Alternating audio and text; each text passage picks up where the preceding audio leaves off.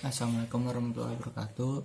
Perkenalkan, nama saya Joni Fauzan dengan NPM terakhir 252 dari Fakultas Peternakan Universitas Padjadjaran.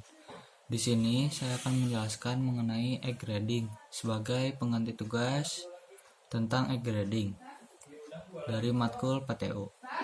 Yang pertama, saya akan menjelaskan tentang telur merupakan salah satu bahan pangan yang bernilai gizi tinggi dan merupakan sumber protein hewani.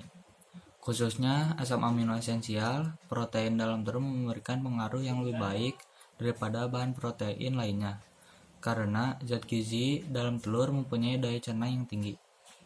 Selanjutnya, struktur telur secara umum terbagi jadi 3 bagian, yaitu kerabang, putih telur, dan kuning telur.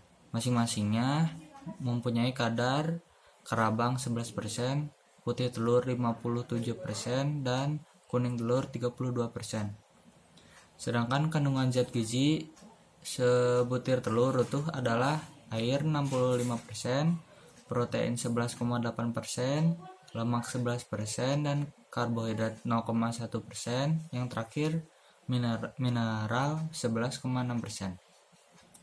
Selanjutnya, dilihat dari susunan komposisi kimia telur. Merupakan bahan pangan hewani yang mudah rusak karena reaksi kimia yang terjadi dalam telur sebagai akibat faktor lingkungan seperti suhu dan kelembapan pada gilirannya dapat mempengaruhi kualitas telur.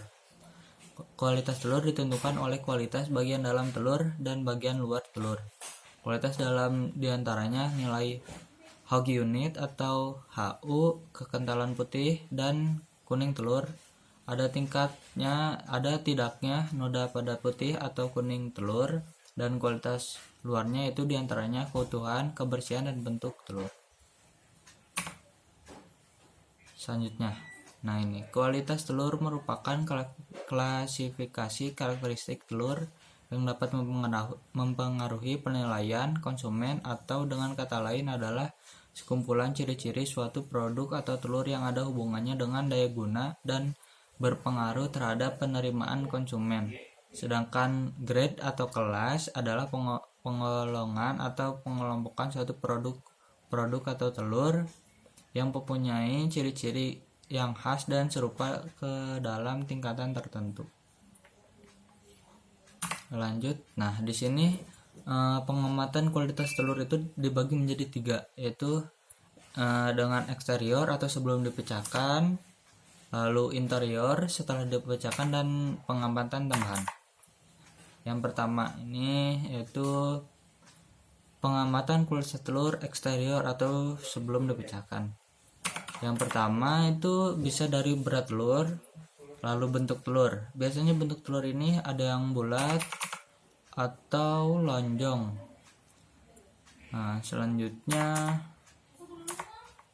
dari tekstur telur.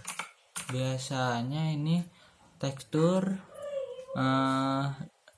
biasanya lembut, tidak ada kasar-kasar. Lalu keutuhan telur.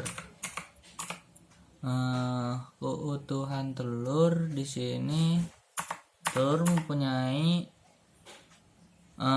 kayak kerabang, kuning telur maupun putih telur yang utuh, tidak berlebih. Contohnya, telur tersebut tidak cacat seperti mempunyai kuning telur atau yolk dengan 2.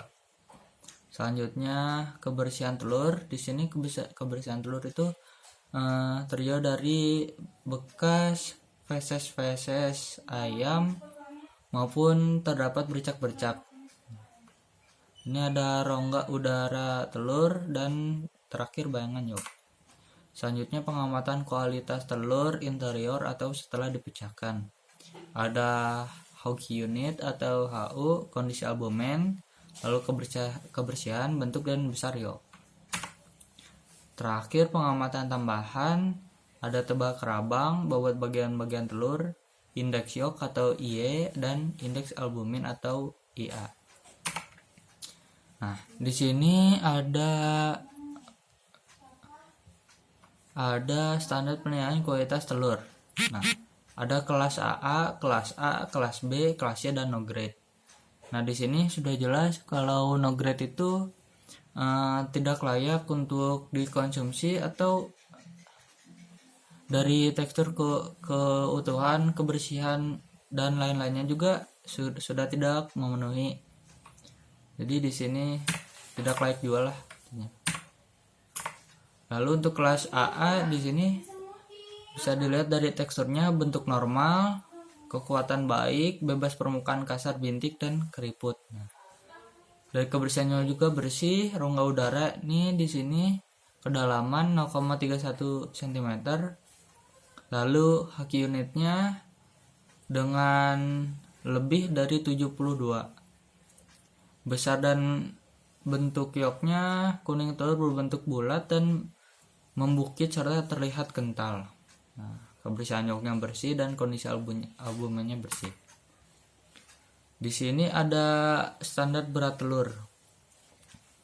Jika ukuran telurnya jumbo, beratnya 30 ounce per dozen.